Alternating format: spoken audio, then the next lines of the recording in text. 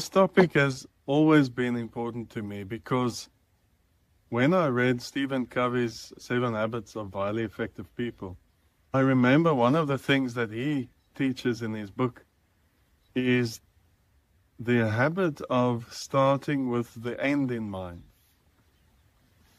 And what he says is, if you know what your vision is, and you can take it to legacy. My dogs are very loud this morning.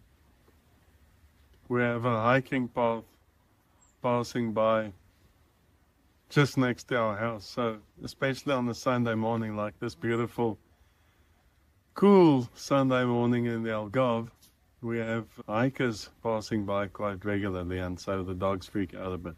Anyway, moving on.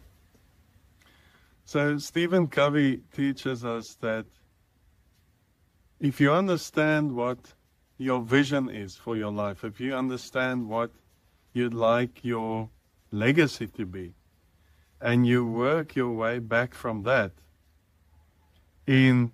okay, if that's going to be the legacy, what do I have to do to attain that legacy? What do I have to learn? What actions do I need to take? All of those things.